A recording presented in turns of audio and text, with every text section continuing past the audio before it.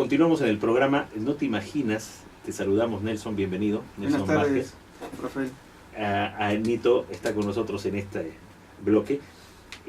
La cantidad de llamadas de personas al escucharte ayer y el tiempo que quedó corto, pero hoy queremos que tú puedas, estando ya en un 23 de febrero, un día después del Día de la Fraternidad, pero dándonos a conocer un Aya de la Torre, porque la gente quedó con la miel en los labios.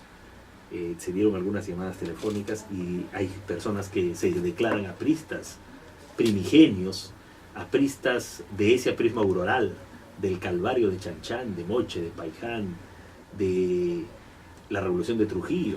Entonces, Nelson, primero darte la bienvenida y luego qué aporte nos traes hoy y algunas primicias a propósito de esta semana, que es una semana de reconocimiento a Aya de la Torre. Bueno, Rafael, ayer hice mención de dos libros que han salido recientemente, donde hay cartas de la Torre muy importantes de la década del 20, ¿no? Un libro es publicado por Germán Peralta Rivera, Cartas del Destierro. Él fue asesor cultural de la presidencia el año 85-90, en tiempo del primer gobierno es docente de Alan, ¿no? también de historia, ¿no? Germán Peralta Rivera publicó este libro, Cartas del Destierro, a un premio Nobel. Son cartas de Aya de la Torre a Román Roland. Estas cartas están en la Biblioteca Nacional de París, Archivo Román Roland. Y el año pasado, Tomás Gutiérrez Sánchez publicó el libro de Aya de la Torre, El Factor Protestante, donde también ha publicado cartas de Aya de la Torre a John McCain y a Melissa Graves, también en la década del 20. Correcto. Aquí quiero resaltar, ¿no?, la actitud, la vida austera de la Torre y su identificación con los más necesitados, ¿no? Aquí quiero citar, si me permites, una carta de la Torre. Adelante, Nelson. A Melissa Graves, del año 24. Era una amiga de Aya de la Torre. Ella, una persona mayor que él y que lo apoyó mucho, ¿no?, en la década del 20, con contactos para viajar. Un Aya del cual amiga de Román Roland. se conoce los problemas económicos y las estrecheces que Aquí, pasaban. en estas cartas, ¿no?, es donde se conoce eso, ¿no? Adelante, darnos ese legado para, por ejemplo, para nuestro público. Aquí habla de la enfermedad que tuvo, ¿no? Esta es una carta del 23 de agosto de 1924, donde Melissa Graves le dice lo siguiente: yo estoy enfermo del pulmón hace un año. Mi médico del Perú, doctor Monge, lo sabía, algunos amigos también. México me hizo mucho bien y redujo mi tuberculosis al estado de pasividad. Mira, Aya de la Torre, enfermo de tuberculosis. Así es. Y este fue 20 años de edad. Este fue un mal que ya lo tuvo en Lima, y cuando va a Europa también nuevamente se reactiva y tuvo que ir a Suiza. Él muere de cáncer pulmonar el año 79, el 2 de agosto. A él le da cáncer, ¿no? Ya. Entonces aquí en esta carta narra eso, ¿no? Por ejemplo, esto es algo que se comprueba, ¿no? El tema de la enfermedad que tuvo, ¿no? Que también se lo dice Roland en otra carta por esos años, ¿no? Acá hay otra carta donde habla de su vida en Inglaterra, ¿no? Dice: he vivido más de 7 meses en Inglaterra y siempre sin ninguna tranquilidad. Desde agosto solo recibí 7 libras en agosto de Vargas y Hawkins y tuve que pagar 1 libra por mi máquina de escribir y 2 libras por boletos para Instant Lodge. Mi situación económica no es tan mala. Recibí 10 libras de Argentina y México por mis artículos y pude pagar la deuda de mi habitación. Ahora voy a trabajar en una agencia para periódicos de España y Sudamérica. Esta agencia abrirá el próximo mes y tengo que trabajar allí durante algunos días. Espero que pueda ir mejor y comprar algo de ropa para el invierno, porque ya se venía el invierno. Luego, aquí hace mención a que tuvo que vender algunas cosas en otra carta, ¿no? Entonces, una carta de la Torre, caramba, del sin 16, dinero fuera, él había sido expulsado del Perú. Así es, fue deportado por Leguía, ¿no? Carta del 16 de noviembre del 25 a Melissa Graves, desde Londres. Le he comentado que mis artículos me han producido 10 libras en forma extraordinaria y con eso pude pagar algunas deudas desde agosto, mi mes más terrible en Inglaterra, cuando solo tenía 2 libras de mis artículos y 7 libras de Hawkins y Vargas. ¿Qué diferencia? Justo Nito estaba haciendo bulla ahí con los papeles, pero tienes documentos ahí, Nito, y quisiera que le formules alguna intervención, pregunta a Nelson. Bueno, aquí a nuestro amigo investigador, ¿no? Él editó un libro referente a José Carlos Mariátegui. También, claro. A José Carlos Mariátegui, y lograste, no sé cómo, detectar algunos documentos originales del consulado de Génova, Sí. que datan del año de 1922. ¿Esto es primicia? Sí, es primicia. Y yo no lo conocíamos. Mira, Quisiera que nos explique cómo es que llegó a esos documentos, cómo los detectó y de qué se trata esta investigación de unos pagos que se hacían a José Carlos Mariátegui vía Consulado de Génova por orden del presidente. Mira, esto Leguía. para la izquierda caviar de hoy lo que significa, mientras Sí. un Mariátegui vivía con dinero del Estado, de la dictadura de Leguía, un Aya de la Torre estaba tuberculoso, estaba enfermo y no tenía ni un cobre para vivir, expulsado del Perú. Así es. Sin embargo, aparecen en estos documentos la rúbrica del expresidente Leguía. En estos documentos hay unos cables también que envía el gobierno del Perú al consulado de Génova, haciendo efectivo cantidades de dinero, digamos, mensualmente. Entonces quisiéramos saber cómo llegó a cómo llegaron a él esos documentos y de qué se tratan estos documentos. Acá está el historiador de la Prismo, Sí, Nelson Vázquez, a ver.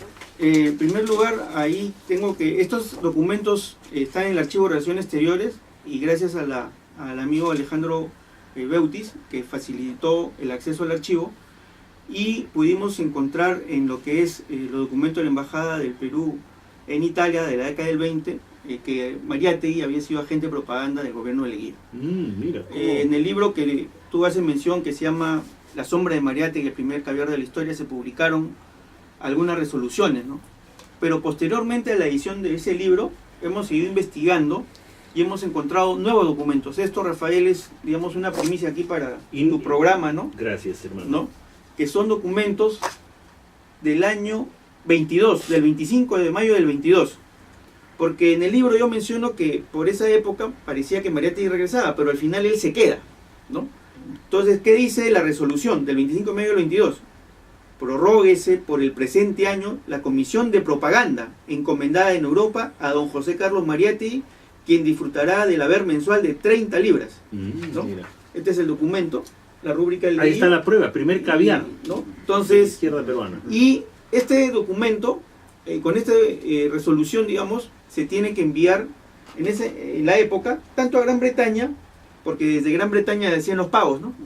Y aquí se hace mención, ¿no? Dice, se dirige en primer lugar, Relaciones Exteriores se dirige al encargado de negocio del Perú en la Gran Bretaña, el 6 de junio del 22, y le dice, se ha expedido por este ministerio la suprema resolución que sigue, ¿no?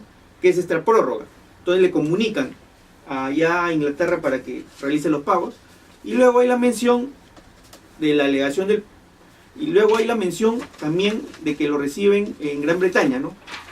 Que dice, señor ministro, he recibido el documento, ¿no? Sobre esta prórroga. Pero también, y este es otro documento que prueba que Mariátegui estuvo en Francia el 27 de julio del 22, porque dice, me es grato la alegación de Perú en Francia del 27 de julio del año 22, en la carta 109 dice, me es grato avisar a usted, recibo su oficio 100, transcribiéndome la resolución suprema, que prorroga la comisión de propaganda encomendada al señor José Carlos Mariátegui por el presente año. He puesto en conocimiento del interesado el contenido de ella. Es decir, Mariátegui a julio del 22 estaba en París. Estos documentos son recientes y esperemos publicarlos ya en la segunda edición De tu libro. del libro, ¿no? Son primicias. Y también, bueno, acá para agregar, acuérdense que también el otro reportado era su amigo César Falcón, ¿no? César Falcón. Y a César Falcón también se le amplía, esta es la resolución, ¿no? De junio del 22, donde dice por el presente año y a partir del mes en curso, la Comisión de Propaganda en Europa encomendada a don César Falcón, quien disfrutará del haber mensual de 20 libras. A Mariátegui Pagado por es la 30 dictadura, mira. y a Falcón 20 libras. Pero esto ¿no? no es solo un llamado de atención para la izquierda caviar, para César Lévano, por ejemplo, que él ha sido un mariateguista ultranza, falseando la historia. Recordamos un debate que tuvo Bárbara Caballero el año 78 en la Universidad Católica con César Lévano y Bárbara Caballero lo vapuleó, ¿no? Bárbara Caballero en ese entonces era prista, o seguramente sigue siéndolo, pero no alanista. Pero ¿qué sucede? Este es un llamado de atención para aquellos que han hecho del aprismo una suerte de vehículo para el enriquecimiento. ¿Cuántos dirigentes apristas se han enriquecido a costa del sufrimiento del jefe y de la muerte de aquellos que ofrendaron su vida por el APRA en las situaciones del 32 o el 48? Claro, ¿no? estas cartas demuestran la austeridad con que vive de la Torre en Europa. Y así creó un movimiento extraordinario, ¿no? Un programa político, una ideología, una propuesta para América Latina, ¿no? No se necesita mucho dinero para hacer un gran partido. ¿No? Porque acá, como te digo en estas cartas, por ejemplo, a Román Roland también le manifiesta su... Por ejemplo, se nota que ella no era frívolo, ¿no? Y acá le dice, por ejemplo, en una carta, París, 4 de marzo del 25, a Román Roland: no me gusta París. Estoy aquí 10 días y siento una soledad terrible en este ambiente de fiesta y de agitación. He visto a Unamuno, el gran filósofo español, ¿no? Sí. A quien ella admiraba mucho. Miguel de Unamuno, ¿sí? Varias tardes en el café de la Rotonda. No puedo comprender una vida de café en él. No le conozco, pero nunca habría imaginado verle por primera vez entre una nube de tabaco, confundido con gente profesionales del ocio y del placer. En fin, yo no comprendo la vida así. Ahí a la Hiraya Torre. no le gustaba París, por decir, él era más bien un hombre de trabajo, de acción, ¿no? De programa político. Y respecto al sentido de la vida, ¿no? Dice aquí, en esta carta también a Román Roland, Londres, abril 6 del año 25. La situación de América es grave y nosotros la sentimos. Yo vivo trabajando para ese ideal. No puedo ni quiero dedicar nada a mí mismo. Tú sabes que él no tuvo riquezas materiales, ¿no? Sí, pues. Reitero, no puedo ni quiero dedicar nada a mí mismo. Y esto es mi alegre deber. No me parece nada singular. Quisiera hablar y escribir muy bien francés porque entonces yo podría expresarme. Sin embargo, le ruego no creer que soy insensible a otras manifestaciones de la vida. La siento y la comprendo, pero no puedo distraerme en ellas. Con respecto, digamos, a las investigaciones que has hecho tú, digamos, estos emolumentos que pagaba la dictadura de Leguía, en función a qué, digamos, de acuerdo a las investigaciones que has hecho, porque es el oncenio de Leguía, ¿no? Claro. Sabemos por historia que Augusto B. Leguía transgredió la Constitución para reelegirse. Hay un símil, ¿no? Hay un símil entre Fujimori, yo veo, ¿no? Que hay un símil entre Fujimori y Leguía. Bueno, Pedro Planas escribió un libro sobre al respecto, ¿no? sobre las similitudes, ¿no? Sí. En función a qué, quisiéramos que nos expliques, en función a qué el gobierno, la dictadura de Augusto B. Leguía pagaba estos emolumentos a José Carlos Mariátegui. Bueno, en ese tiempo había lo que se llama agente de propaganda, porque todavía teníamos el contencioso con Chile respecto a Tacna, ¿no? Entonces eso se resuelve muchos años después. Entonces la agente de propaganda cumplía mucho el rol de defender y difundir la posición del Perú sobre ese tema. Ahora, en mi libro, ahí pongo lo siguiente, ¿no? Que luego de investigar en relaciones exteriores los archivos, informes, pues no se denota se nota que Mariátegui pues no hizo labor efectiva alguna, ¿no? Incluso en mi libro, si tú lo revisas, hay un informe del embajador del Perú que menciona eso, ¿no? Y es decir, se supone que esa era su tarea, ¿no? Pero no hay ninguna constancia de que haya hecho esa labor realmente. Ahora, En esa época en donde, digamos, el gobierno de Leguía daba esos emolumentos a José Carlos Mariátegui, ¿cuál era la situación de Aya de la Torre? ¿Dónde se encontraba en esos momentos? En esos momentos Aya estaba acá, estaba en el Perú, porque Aya es deportado el año 23. Entre el 19 y los de enero del 23 en que regresa Mariátegui, Aya está en el Perú. Y acuérdate que la lucha contra el corazón de Jesús fue el 23 de mayo del 23. ¿no? El Sagrado Corazón de Jesús. Y más bien cuando Mariátegui regresa, es curador de una exposición de pinturas y esculturas italianas, ¿no? De Pedro López Leguía, que era su amigo, ¿no? Y hay una famosa foto ahí de Leguía con... Ahora, si con traspolamos, Mariátegui. todas esas cartas que tú has leído, y has recordado un Román Roland que a veces decía cuántos crímenes, libertad, libertad, cuántos crímenes se cometen en tu nombre, ¿no? Pero llegando a la actualidad, con todas estas cartas, esta suerte de sacrificio de Aya de la Torre, porque él renunciaba a todas las comodidades para dedicarse al pensamiento, ¿qué puedes decir de los líderes de hoy que ayer estaban en Villa Mercedes y algunos otros estaban lejos haciendo Día de la Fraternidad por Facebook? Ermito, un poquito, guarda que suene el micrófono con las hojas. Entonces, ¿qué sucede? ¿Cómo lo ves ahora a esta dirigencia sin un Aya de la Torre, ¿no? Bueno, Aya de la Torre ha sido un ser excepcional, ¿no? Porque toda una vida dedicada a una lucha ¿no? Ha sido perseguido, encarcelado, deportado, creó una organización de masas, nos dio un programa político vigente, y todo eso, para él la riqueza material no tenía nada, ¿no? Vivió austeramente hasta el final de sus días. Y ese es el ejemplo que deja. Lamentablemente, muchos dirigentes posteriores a él no han seguido ejemplo. El resultado es la situación del partido, ¿no? Abandonaron los ideales y abandonando también esa actitud austera, ¿no? Recordemos que cuando él fue presidente de la Asamblea Constituyente, solo cobraba un sol, ¿no? Eso era un ejemplo que él trataba de dar al resto de ciudadanos, al resto de políticos, de que la vida en la política es para servir al pueblo. ¿Y de dónde sale un Alan García teniendo todos esos ejemplos que dejaba ahí a la torre? Eso sí no me explico, ¿ah? Bueno, es inexplicable. Explicable. Dice Nito ensaya una respuesta. Sí, sí. Bueno, yo en realidad estoy abrumado por todas esas... Has estado leyéndote ese libro, pero vorazmente. Sí, vorazmente. Quisiera que nos contaras un poco sobre la gran polémica de Haya de la Torre y José Carlos Mariátegui, porque ahí hay dos tesis importantes que académicamente también se enfrentan en las universidades, y que este enfrentamiento dura años, ¿no? Es decir, la posición de Haya de la Torre colisionada con la posición de José Carlos Mariátegui, ¿no? ¿Cómo tú explicas eso? Bueno, hay que ubicar el contexto de la polémica, porque en realidad fue una polémica, digamos, en base a correspondencias, ¿no? Ahí estaba en Europa, Mariátegui estaba en Lima. Pero como antecedente hay que señalar lo siguiente, ¿no? Que cuando Haya va deportado, le deja encargado a José Carlos Mariátegui la dirección de Claridad y prácticamente la dirección de las Universidades Populares González Prada. Es decir, Haya le dice, tú sigue aquí con esta labor, ¿no? Es decir, primero han estado juntos, Haya le dio la mano para que regresara. Ahora, ya en años posteriores, la polémica, una amistad. Claro, tuvieron una cercanía política, hasta cierto punto una amistad, ¿no? A pesar que se conocieron poco, ¿no? Porque, bueno, recién se conocieron en el año 23.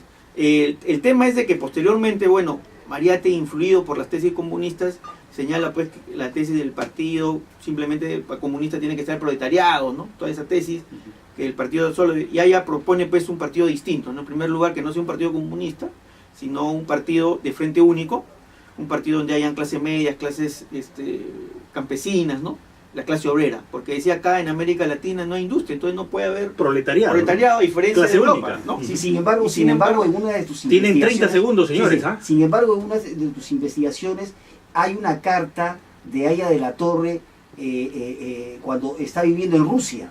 Así y él, en cierta forma, alaba un poco el régimen soviético. La revolución rusa, que estaba calientita. La revolución rusa. ¿Cómo explicas tú estas alabanzas al régimen soviético? Y con eso cerramos. Por parte de Haya de la Torre. Con esa lectura cerramos. Ten en cuenta de que, bueno, esa carta está en el libro de Tomás Gutiérrez Sánchez, ¿no? La carta a Miss Graves, donde le dice, está desde la Unión Soviética, ¿no? Dice, si yo no tuviera, dice, la responsabilidad de ir al Perú a luchar por la libertad de mi pueblo y entregar mi vida en esa lucha, yo quedaría en Rusia para siempre. Aquí he visto realizado lo que siempre soñé para el Perú, lo que quise hacer en Vitarte y lo que siempre fue mi ideal. Fue un revolucionario. Ten en cuenta que en Vitarte estaba la Universidad Popular González Prada y la cercanía con los obreros. Los obreros. Eso es lo que fue al inicio de la Revolución Rusa, ¿no? Luego con el tiempo un haya distinto a los rabanitos que eran rojos por fuera y blancos por dentro. Nelson, despedida.